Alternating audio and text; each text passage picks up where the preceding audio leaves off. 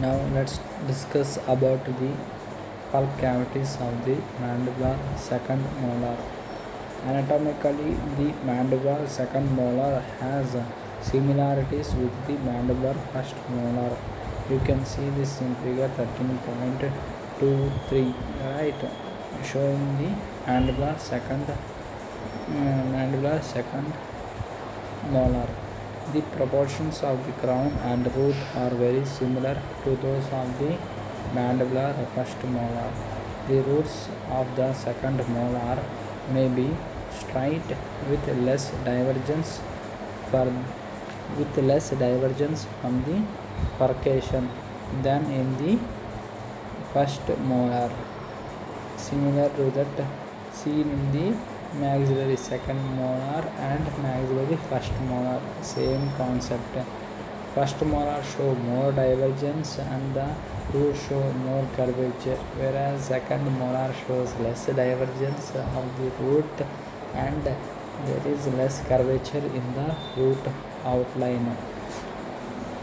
The roots may be shorter, but there is no assurance that any of this difference will be manifested in any tooth. The roots may be shorter, but there is no assurance that any of these differences will be manifested in any one tooth. You can see the buccolingual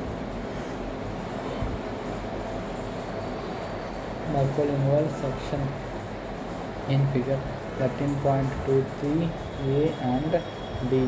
The buccolingual section of the mandibular second molar demonstrates a pulp chamber and pulp canals that tend to be more valuable and complex than those found in the mandibular first molar. Right? The pulp horns of the mandibular second molar are usually rather prominent. You can see in the figure 13.23 A1, 3, 5, 6, 8 and 9, 3, 10, 13, 14, 15, 17 and 18. But some pulp horns may be small to non-existent in figures 13.23 A2, 4 and 7, D11, 12 and 16. The pulp chamber of the mesial root. The pulp chamber of the mesial root. You can see in the figure 13.23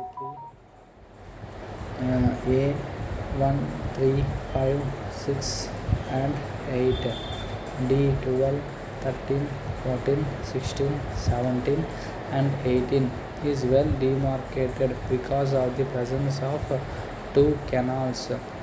Right? What the pulp chamber of the mesial root is well demarcated because of the presence of two canals. Right? The pulp chamber excluding the pulp horns may be somewhat square. You can see this in figure 13.23 A1, 3 and 8, D10, 12, 14, 16, 17 and 18 or the rectangular. You can see this in figure 13.23 A5 and 6, D13. Two root canals are usually present in the mesial root, but only one may be present.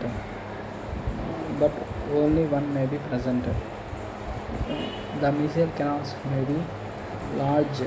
You can see in the figure 13.23 A1, D17 and 18 medium. You can see in figure 13.23 A3, 5, 6 and 8, D13 or they may be small. You can see this in figure 13.23 D12, 14 and 16.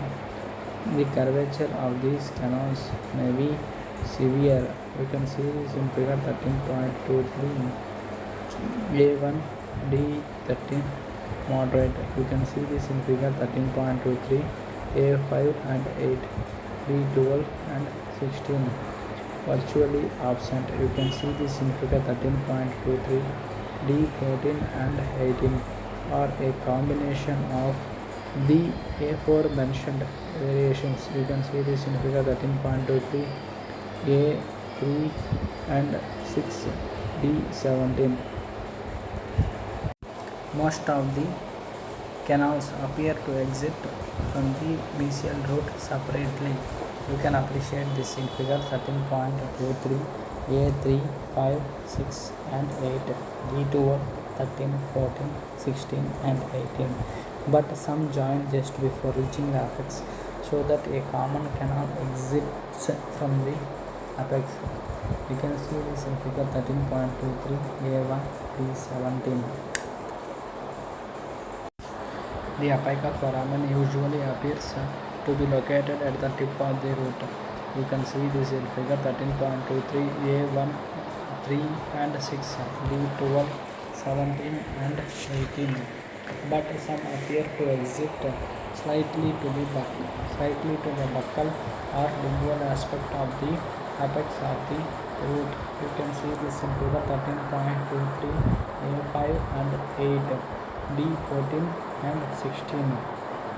The pulp chamber of the distal root of the mandibular second molar is not as easily identified because of the extremely large pulp canal that is usually present. This is appreciated in figure 13.23, A2, 4, 7 and 9, D11 and 15. One canal is usually present in the distal root, but two totally or partially separate canals are possible. One canal is usually present in the distal root, but two totally or partially separate canals are possible. This is evident in figure 13.23, D10. Pulp horns may be present, but they are not nearly as prominent as in the mesial root. This is evident in figure 13.23, A2, 4, 7 and 9, D11 and 15. Unless two canals are present. You can see this in figure 13.23, D10. The pulp canal is usually very large in the mesiobuccal sections. The pulp canal is usually very large in the mesiobuccal sections. The pulp canal may taper gently from the pulp chamber until the apical constriction. This is evident in figure 13.23, A2 and 7, D10 and 15. Or an abrupt constriction of the canal may occur in the last 2 to 3 mm of the canal. This is evident in figure 13.23, A4 and 9, D11.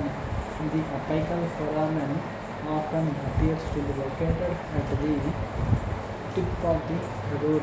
This is evident in figure 13.23, A1, 4, 7 and 9, D10, 11 and 15. Let's discuss about the mesiodistal section in figure 13.23, B and E. The mesiodistal sections of the mandibular second molar are very similar to those of the mandibular first molar. However, the roots of the mandibular first molar tend to be straighter and close together, less furcation deviation. The pulp horns are usually prominent. You can see this in figure 13.23, B1, 2, 3, 5, 7, 8 and 9, E10, 11, 13, 15 and 18. But some are small or absent. You can see this in figure 13.23, B4 and 6, E12, 14, 16, 17. The pulp chamber is rectangular, excluding the pulp horns. The size of the chamber varies from very large. You can see this in figure 13.23 B1 3 4 5 7 9 E13 and 16 to very small. You can see this in figure 13.23 P2 and 8 E11 14 17 18. The curvature of the mesial canal may be severe. We can see this in figure 13.23 B3 6 8 and 9 E11 14 16 and 17 moderate. You can see this in figure 13.23 B2 4 and 7 E10 13 15 and 18 are essentially straight. This is evident in figure 13.23 B1 and 5 E12. The canals generally taper from the occult chamber to the apical constriction. The canals generally taper from the occult chamber to the apical constriction. The apical foramen usually appears to be located at the tip of the root. See the figure 13.23 B2 4 through 7 and 8 E11 12 13 15 17 and 18. But the foramen may appear to be located mesially. This is evident in figure 13.23 B3 E10 13 and 16 or distally. This is evident in figure 13.23 B9 E14 on the root tip. The distal canal may be slightly curved. In figure 13.23 B1 through 5 and 7 E11 14 and 16 are straight. This is evident in figure 13.23 B4 6 8 and 9 E10 12 13 17 and 18. The distal root may be slightly shorter than the distal root may be slightly shorter than the mesial root. This is evident in figure 13.23 B1 2 4 and 7 or the distal root may be equal to mesial root. This is evident in figure 13.23 B3 5 and 6 E10 13 14 16 and 17 or the distal root may be longer than the mesial root. This is evident in figure 13.23 B8 and 9 E11 12 15 and 18. Right? The distal canal is usually larger than the mesial canals. Note, the distal canals is usually larger than the mesial canals. Why? Because the distal root has usually one large distal canal, but the mesial root usually has two roots. So the canal size becomes compromised or decreased. The distal canal is usually larger than the mesial canal. You can see in the figure 13.23 B3 4 and 6 through 9 E11 13 15 and 16 but may be equal to the mesial canals. You can see this in figure 13.23 B1 2 and 5 E12 14 and 18. The distal canal tapers gently to the apex. You can write the apical foramen usually appears to be located at the tip of the root. You can see in the figure 13.23 B1 through 7 E10 through 13 16 and 18. But the foramen may appear to exit mesially. You can see in the figure 13.23 B9 or distally. You can see in the figure 13.23 B8 E14 15 and 17 to the apex of the root. Let's talk about the cervical cross section. In figure 13.23 C1 through 5, the cervical cross section of the mandibular molar is similar to that of the mandibular first. The cervical cross section of the mandibular second molar is similar to that of the mandibular first molar. You can see the figure 13.23 C1 through 5. In the outline form of the mandibular second molar is more triangular,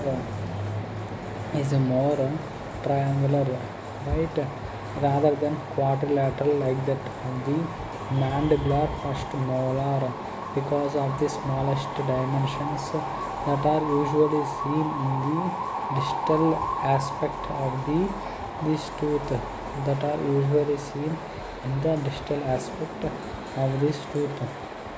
The pulp chamber also tends to be triangular.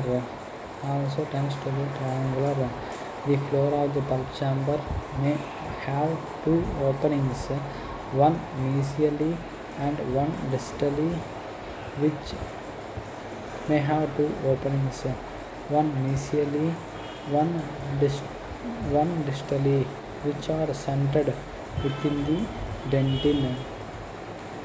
If one canal is present in the distal root, it will be centered within the dentin. The floor of the pulp chamber may have two openings, one mesially and one distally, which are centered within the dentin. If only one canal is present in the distal root, it will be centered within the dentin. Midroot cross section, you can see this in figure 13.23 C6 through 9. The midroot cross sections of the mandibular molars demonstrate that the mesial root is very broad buccolingually and narrow mesiodistally. You can see this in figure 13.23 C6 through 9. The outline form is kidney shaped. The figure 13.23 C6 and 7 will demonstrate this, right, are slightly in the form of a figure 8. You can see this in figure 13.23 C8 and 9. C8 and 9, right. The canals may be totally separate. This is evident in figure 13.23 C9, or confluent, that means they are partially joined. You can see in the figure 13.23 C6, 7 and 8, right, which makes it difficult to determine the presence of two mesial canals.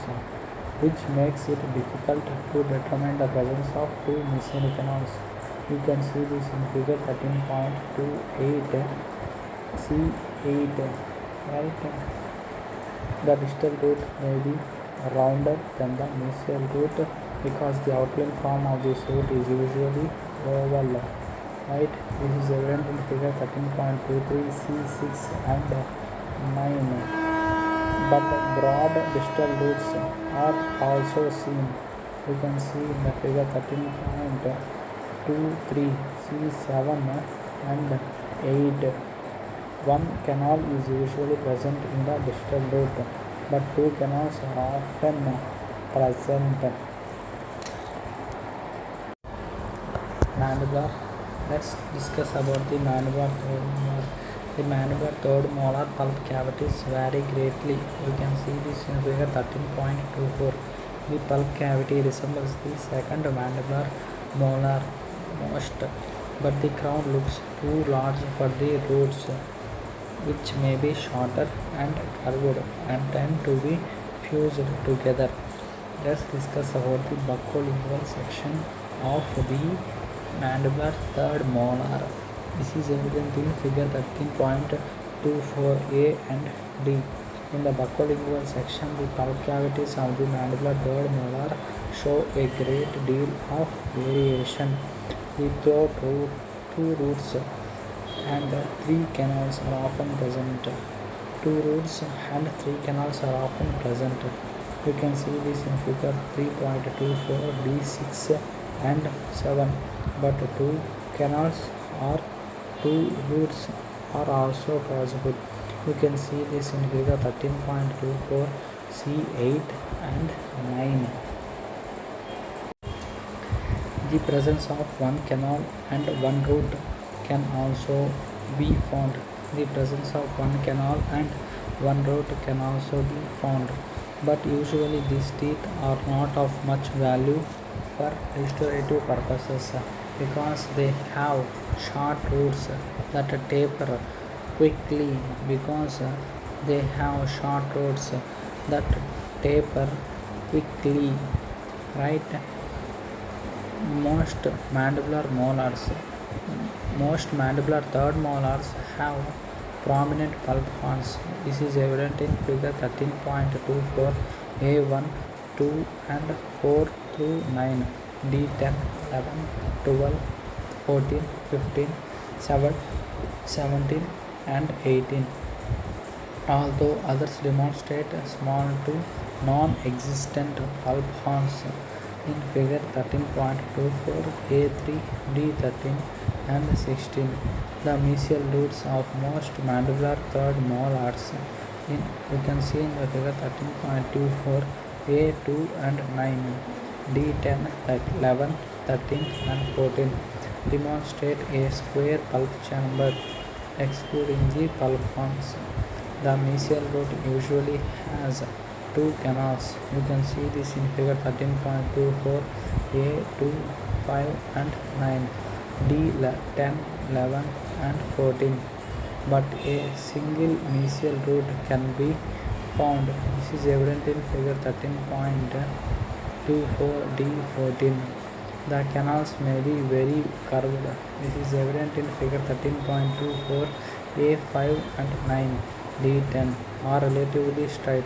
This is evident in figure 13.24 A2, D11 and 13 as they taper gently toward the apical constriction.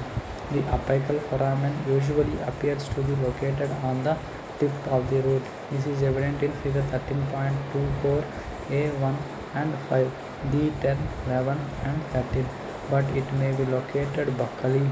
This is evident in figure 13.24 A9, D4 or lingually to the tip of the root. If two canals are present, they usually possess separate apical foramina. This is evident in figure 13.24 A2 and 5, D10, 11 and 13. But some canals join in the apical region exiting through a common foramen. This is evident in figure 13.24 A9. The distal root of the mandibular third molars possesses a very large pulp chamber and canal that are difficult to delineate into separate areas. You can see in the figure 13.24 A1, 3, 4, 6, 7 and 8, D12 and 15 through 18. The pulp canals which are very large. You can see in the figure 13.24 A1, 4, 6 and 7, D12, 15 and 18 may taper gently to the root tip. You can see in the figure 13.24 A4, 6 and 7, D16 and 18 or may demonstrate an abrupt constriction of the canal in the last few millimeters. You can see in the figure 13.24 A1, D12, 15 and 17. The pulp chambers are square or rectangular, excluding the pulp horns. The pulp chambers which are very small. You can see in the figure 13.24 A3 and 8 tend to show a constriction at the junction of the pulp chamber and canal, after which they taper gently to the apical constriction.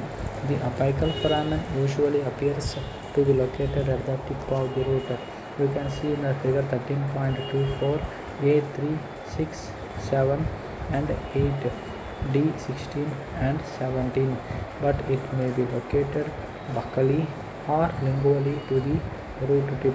You can see in the figure 13.24 A1 and 4, D15 and 18. Let's discuss about the mesodistal section. Figure 13.24 B and E. The pulp parts of the mandibular third molar may be prominent in figure 13.24 B1 and 5, E10, 11, 12, 14 and 15. Or it may be small. You can see in the figure 13.24 A4, 6 and 7, B17 are nearly absent. You can see in the figure 13.24 B2, 3 and 8 and 9, E13, 16 and 18. The pulp chambers are usually square or rectangular, excluding the pulp parts when viewed from the buccal aspect. You can see this in figure 13.24 B1 through 4, 7 and 9, E10, 12, 13, 15, 17 and 18. But they may be somewhat square. You can see in the figure 13.24 B5, E14. The degree of curvature of the mesial root may be slight. The degree of curvature of the mesial root may be slight. You can see in the figure 13.24 E13, which is a single rooted tooth, or it may be moderate. You can see this in figure 13.24 B1, 2, 5, 8 and 9, E11, 15 and 17, or it may be severe. You can see this in figure 13.24 B3, 4, 6 and 7, E10, 12, 14 and 18, right?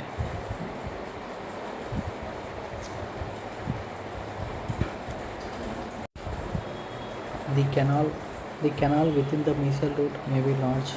You can see this in figure 13.24 B2 and 4, E10, or it may be very small. This is evident in figure 13.24 B1, 3, 5, 8 and 9, E11, 12 and 14 through 18. The canals usually taper gently to the apical construction. The apical foramen may appear to be located at the apex of the root. This is evident in figure 13.24 B1, 2, 3, 5, 6 and 8 and 9, E11, 12, 14, 17 and 18, or mesially.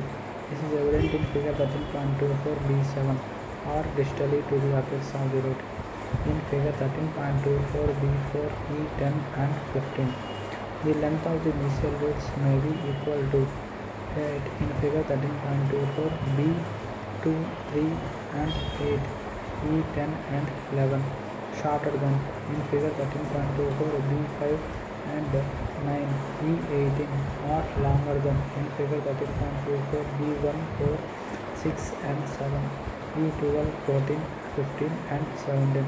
The length of the distal root. The distal canal may be larger than the mesial canal. The distal canal may be larger than the mesial canal. This is evident in figure 13.24 B2 through 5 and 9, E14 and 18, but may are equal in size. This is evident in figure 13.24 B1, 6, 7 and 8, E10, 11, 12, 15 and 17.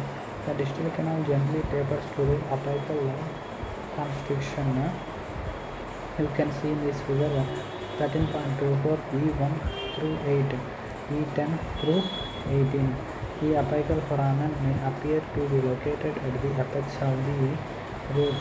You can see this in figure 13.24 B1 through 5, 7 and 9, E10, 11, 12, 15, 17 and 18, or it may be mesial. You can see in the figure 13.24 B8, or distal. You can see in the figure 13.24 B6, E14, B6 and E14 to the apex of the root.